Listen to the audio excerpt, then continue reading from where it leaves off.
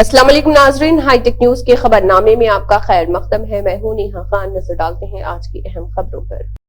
कर्नाटक में कांग्रेस की 5वीं गारंटी हुई नाफिज। सीएम सिद्धरामैया ने यूथ फंड स्कीम का आगाज किया। कर्नाटक में कांग्रेस हुकूमत ने अपने इंतखाबी वादे में ऐलान कुर्दा 5वीं गारंटी को भी नाफिज कर दिया है। इस जमानत के तहत रियासत के बेरोजगार ग्रेजुएट्स और डिप्लोमा होल्डर नौजवानों को माली इमदाद फराहम की जाएगी। इस मंगल को कर्नाटक के सीएम सिद्धरामैया ने यूथ फंड स्कीम का आगाज किया है।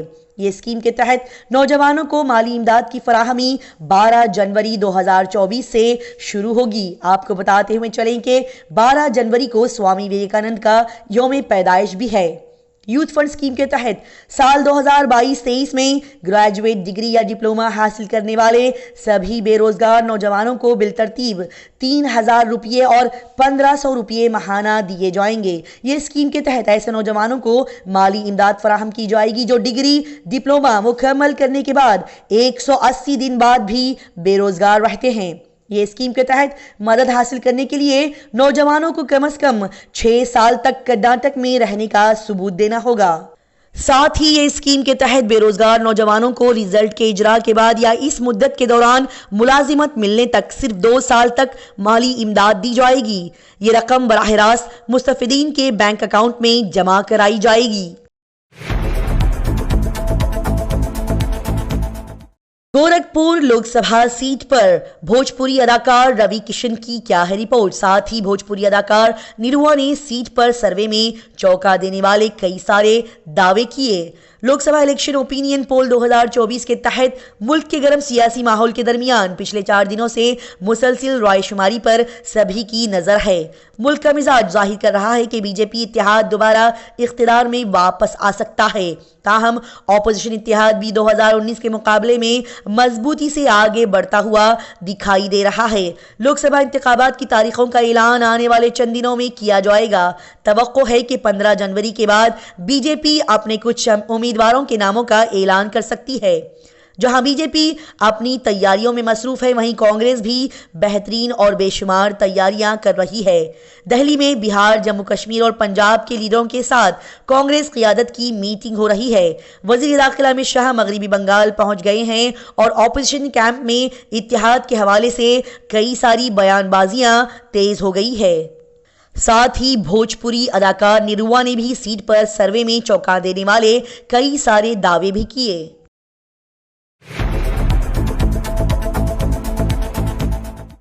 शादी के 4 साल बाद भी बीवी ससुराल नहीं जा रही थी तो शौहर उसे मनाने पहुंच गया तो बीवी ने ऐसा काम कर दिया कि हर कोई रो रहा है। बिहार के बेगूसराय में बीवी ने अपने नाखौंदा शौहर से जान छुड़ाने के लिए एक हौलनाक वारदात अंजाम दे दी। इल्जाम है कि बीवी ने शौहर के खाने में जहर मिला दिया जिससे उसकी मौत हो गई। फिलहाल पुलिस इस नाश का पोस्टमार्टम कराने में मसरूफ है। मुतवफ़ी के भाई धीरज कुमार ने बताया कि उसके अनपढ़ भाई पंकज कुमार सिंह की शादी तकरीबन 4 साल पहले शहर के जागीर मोहल्ले के रहने वाले अरविंद सिंह की पढ़ी लिखी बेटी से हुई थी। लड़की शादी के बाद से अपने ससुराल नहीं जाना चाहती थी और पंकज बैंगलोर में रहते हुए मिस्त्री का काम किया करता था। उसकी बीवी अपने मायके में रहा करती थी। पंकज सिर्फ अपनी बीवी को वहां से पैसे भेजा करता था। इसका तकरीबन 3 साल का एक बेटा और 6 महीने की बेटी भी है। धीरज ने बताया कि भाई की बीवी के ससुराल ना जाने की वजह से ये मामला पुलिस तक भी पहुंच गया था। इस सिलसिले में पंचायत भी मुनक्किद की गई थी। लिहाजा बताया जा रहा है कि इस पीर को मुतवफ़ी पंकज की बीवी ने थाने में तहरीरी बयान दिया था कि वो कभी अपने ससुराल नहीं जाएगी। इसके बावजूद भी शौहर पंकज अपनी बीवी को मनाने के लिए अपने ससुराल पहुंच गया, जहां खाने में जहर मिलाकर उसकी बीवी ने उसे खिला दिया। जब उसकी हालत खराब हुई तो उसके ससुराल वाले उसे अस्पताल ले गए, जहां मालूम हुआ कि इस मंगल को इलाज के दौरान उसकी मौत हो गई। अब आईपीएल में चीनी ब्रांड्स की नो एंट्री। बीसीसीआई ने नई गाइडलाइंस तैयार की है। Board of Control for Cricket in India BCCI Indian Premier League के लिए टाइटल स्पॉन्सर की तलाश में है। इसके लिए बीसीसीआई ने सख्त शराइत के साथ एक फ्रेमवर्क तैयार किया है। इस बार चीनी कंपनियां या ब्रांड्स आईपीएल टाइटल स्पॉन्सर की नीलामी का हिस्सा नहीं बन सकेंगे। न सिर्फ चीनी बल्कि कई सारे ममालिक की कंपनियां या ब्रांड्स जिनके साथ हिंदुस्तान के ताल्लुकात आरामदेह नहीं हैं, वो आईपीएल के टाइटल स्पॉन्सर्स नहीं बन सकते हैं। एक खबर के मुताबिक आईपीएल टाइटल स्पॉन्सर के लिए रिजर्व कीमत 360 करोड़ रुपए है। इसके अलावा batting, fantasy game, sports wear, alcohol की मसनूआत और क्रिप्टो करेंसी से मुतालिक कई कंपनियां आईपीएल टाइटल स्पॉन्सर के लिए नीलामी का हिस्सा नहीं बन सकेंगी। लल्लन सिंह ने जेडीयू सदर के ओहदे से इस्तीफा दे दिया। नीतीश कुमार की पार्टी ने आखिर इस पर क्या कहा? बिहार की सियासत में उस वक्त बड़ी हलचल मच गई जब जराये के हवाले से खबर आई कि जेडीयू के कौमी सदर राजीव रंजन सिंह उर्फ लल्लन सिंह ने जेडीयू नेशनल काउंसिल की मीटिंग से पहले ही इस्तीफा दे दिया है। खबर आई कि लल्लन सिंह ने वजीर आला नीतीश कुमार से दरख्वास्त की है कि उन्हें कौमी सदर के ओहदे से फारिग किया जाए। ताहम अब जेडीयू ने ऐसी खबरों की तरदीद कर दी है। दूसरी तरफ जेडीयू के सदर लल्लन सिंह ने भी खुद ऐसी खबर की तरदीद की है। जराये से सियासी हलकों में फैली खबरों के मुताबिक लल्लन सिंह का इस्तीफा दिल्ली में होने वाली नेशनल एग्जीक्यूटिव मीटिंग में मंजूर किया जाएगा और इसका बाकायदा ऐलान नहीं किया गया। बताया जा रहा है कि लल्लन सिंह के इस्तीफे के बाद 29 दिसंबर को होने वाली नेशनल एग्जीक्यूटिव की मीटिंग में वजीर आला खुद कौमी सदर बन सकते हैं, लेकिन जेडीयू के सीनियर लीडर विजय कुमार चौधरी ने अब इस खबर की तरदीद कर दी है। कश्मीर की खवातीन ने उज्ज्वला स्कीम की तारीफ की, साथ ही उन्होंने मोदी हुकूमत का शुक्रिया अदा किया। वजीर आजम नरेंद्र मोदी की हुकूमत खवातीन की तरक्की के लिए मुसलसिल कोशिशें कर रही है। मोदी हुकूमत ने खवातीन की फलाह व बहबूद के लिए कई स्कीमें शुरू की हैं, जिनमें सबसे नुमाया प्रधानमंत्री उज्ज्वला योजना है। ये स्कीम जो मुल्क भर के गरीब खानदानों को खाना पकाने का साफ ईंधन फराहम करती है, उधमपुर की रामनगर तहसील पंचायत सत्या में इन खवातीन की जिंदगियों को बदल रही है, जिन्हें खाना पकाने के लिए लकड़ियां जमा करने के लिए लंबी दूरी यानी कि पैदल जाना पड़ता था। ये स्कीम के तहत मुफ्त गैस सिलेंडर हासिल करने के लिए खवातीन की एक बड़ी तादाद इस पीर को कतार में खड़ी हुई नजर आई। तेजा नामी एक 80 साल खातून ने बताया कि अब वो इस उम्र में खाना पकाने की गैस इस्तेमाल करने के काबिल है। इस औरत ने बताया कि वो सारी जिंदगी खाना पकाने के लिए करीबी जंगल से लकड़ियां इकट्ठी करती रही, लेकिन अब मोदी हुकूमत की इस स्कीम के तहत गैस सिलेंडर के जरिए से आसानी के साथ वो खाना पका सकती है।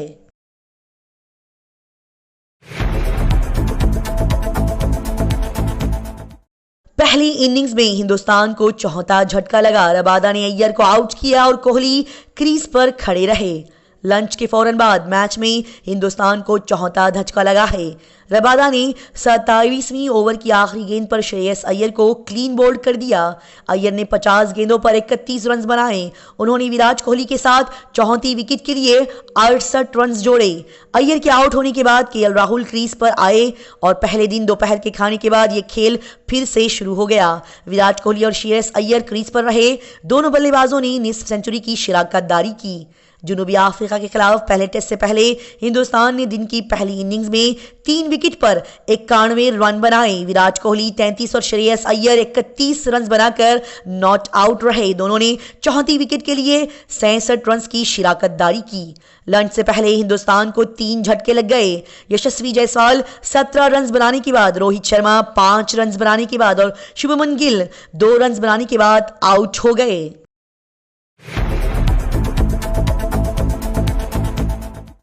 इमरान प्रतापगढ़ी का मायावती को मशवरा। राय आमा के आदादोशुमार ने यूपी में सियासी हलचल मचा दी।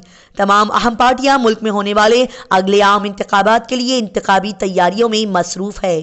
ख्याल किया जाता है कि 2024 के लोकसभा इंतखाबात में असल मुकाबला एनडीए और अपोजिशन इत्तेहाद हिंदुस्तान के दरमियान होगा। लोकसभा में ज्यादा से ज्यादा 80 सीटें यूपी से हैं, इसीलिए यूपी को मरकज की ताकत की कलीद भी कहा जाता है।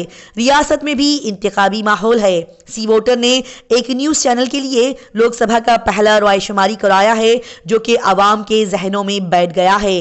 रायशुमारी के आदादोशुमार के बाद यूपी की सियासत में हलचल सी मच गई है। लोकसभा इंतखाबात की सबसे बड़े रायशुमारी के मुताबिक बीजेपी 2024 में बम्पर सीटों के साथ जीत सकती है। खासतौर पर यूपी में बीजेपी को एक बार फिर से बड़ी कामयाबी मिलने का इम्कान है। साथ ही कांग्रेस एमपी का भी इसी दौरान मायावती को एक मशवरा मिला।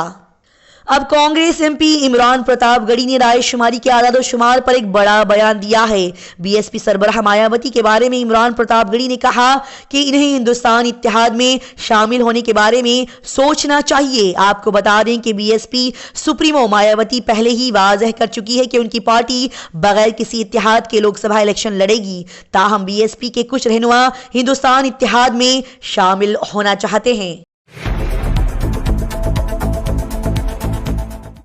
8 साला मासूम बच्ची ने बाजार में असमत दरी करने वाले को पहचान लिया और उसे देखते ही चीख पड़ी और बोली कि इसे पकड़ो और इसे जाने ना दो।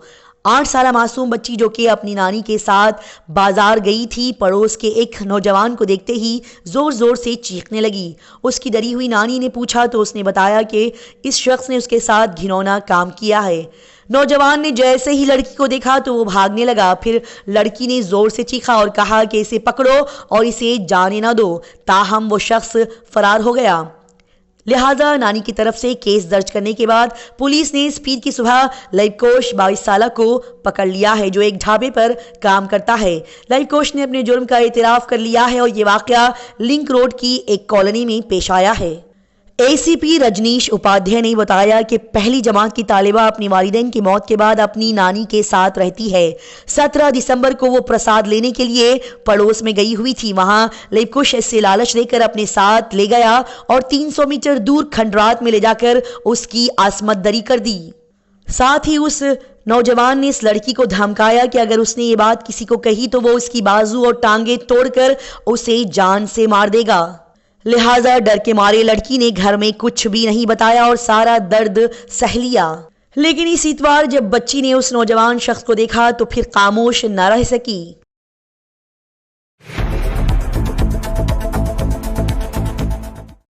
ऑपोजिशन इंडिया इत्तेहाद में कांग्रेस ने चली एक बड़ी चाल। बिहार में 8 से 9 सीटें मांगी गई।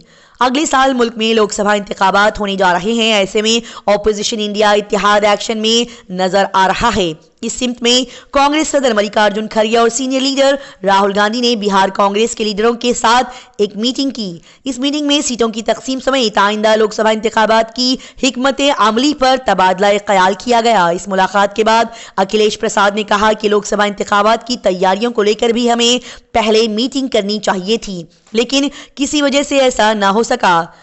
लेकिन राहुल गांधी और खड़गे जी ने 3 घंटे का वक्त दिया और इन 3 घंटों की मीटिंग में बिहार के 35 से 36 बड़े लीडर्स नजर आए। इन सबको इजलास में बोलने का भी मौका दिया गया। लिहाजा इन्हें इत्तेहाद से अब इलेक्शन लड़ना होगा। इसके लिए इत्तेहादी कमेटी तश्कील दी गई। इस कमेटी की मीटिंग 29 तारीख को हुई है, जिसमें सीट शेयरिंग पर बात की गई।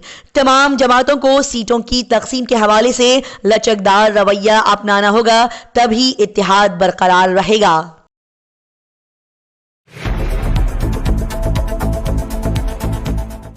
इस्राएली हमले के बाद पहली बार हमास के मास्टरमाइंड याह्या सिनवार का पैगाम आ गया।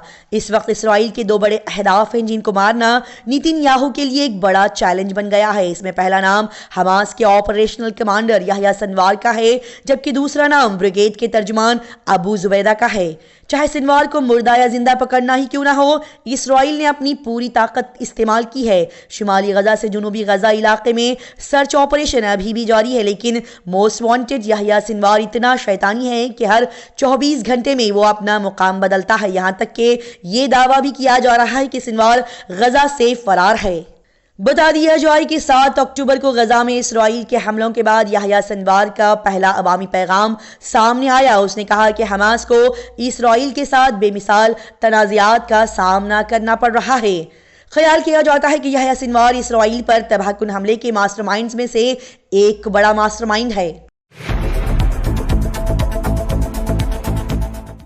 बीजेपी या India alliance, Bihar, UP, Bengal, Punjab और कर्नाटक में कौन लहराएगा कामयाबी का परचम। साल 2024 में होने वाले लोकसभा इंतखाबात के हवाले से सियासी दर्जाए हरारत बहुत ज्यादा है।